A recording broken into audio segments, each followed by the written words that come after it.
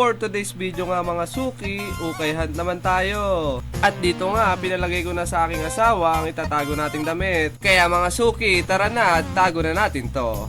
At dito nga, kasama ko na ang aking kapatid na si Pisnge. Dito nga, tirik na tirik ang araw dahil kainitan ng aming gala. Dito nga, wala na tayo sa Barangay Bangbang dahil papunta tayo ngayon sa plaza. At nadaanan na nga namin tong Pure Gold Bulacan kung saan dati ako nagtatrabaho. Pure Gold, baka naman.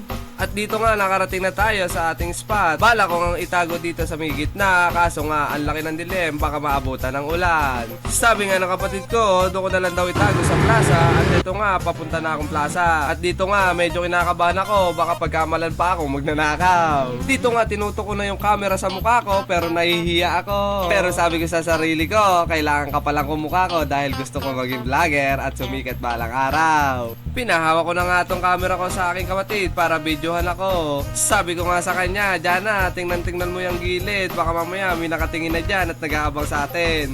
At dito nga medyo nahihirapan pa ako itago dahil hindi ko alam kung saan ko talaga ilalagay ito. Naisip ko nga ilagay dito sa puno kaso may motor. Kaso naisip ko rin baka pag kinuha ng may-ari ang motor niya, makita niya agad tong tinago kong damit. Kaya nga sabi ko sa sarili ko, ililipat ko na lang to sa ibang taguan. Bala ko pang itago sa ibabaw ng puno. Kaso masyado mataas, baka hindi makakuha ng mga maghahanap. Ito nga may nakakita akong tubo at inipit ko na lang dito. Sabi ko sa kapatid ko, Jana, dito ko na lang tatago para hindi masyadong halata dahil may tarpaulin pa. Habang tinatago ko nga to, tinitingnan ko muna yung paligid ko, baka may nakatingin. At baka kunin agad ito, yari tayo sa ating mga suki. Dito nga pa, uwi na kami dahil ipopost ko na yung picture kung saan nakalagay ang ating tinagong damit. Let's go!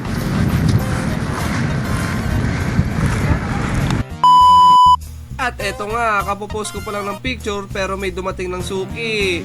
Pagpasok niya nga dito, lingon na siya ng lingon. Si kuya nga pala, solid natin yung suki. Kasi kapag pumupesto tayo sa Assumpta, bumibili siya doon. At nakapalo din yan sa ating Facebook. Ito ko nga napansin, sa gilid-gilid siya naghahanap. Sinabihan ko na nga dito si kuya, Kuya, bilisan mo, baka may dumating pang iba, maunahan ka. At nabanggit niya nga dito, nakalimutan niya daw ang cellphone, kaya hindi niya matandaan kung saan banda nakalagay. At dito nga lumipat na siya sa kabilang gilid. At ang sabi ko sa sarili ko, mukhang makikita na ni kuya to. Sabi ko nga, kapag nakita niya to, paniguradong magagandahan siya dahil solid ang nilagay nating dalawang damit sa plastic. At dito nga, tuloy-tuloy pa rin sa paghahanap si kuya. At papalapit na siya ng papalapit sa tinago nating damit. At ayun na nga ang aking sinabi, nakita na ni kuya ang inipit nating damit dito sa may bakal. Guys, na nakita ni Kuya. Ayan, suki natin to sa ukay. Ayun shoutout naman dyan Shoutout! Yun, suki yan, suki. Tigisa kayo ng asawa mo dyan. Ayan.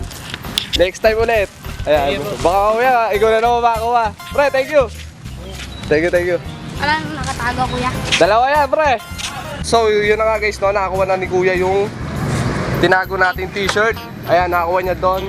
Kapopost ko lang nun mga 10 minutes pa lang, nandito na agad siya. Kaya, alam nyo na kung paano gagawin. See you in my next vlog.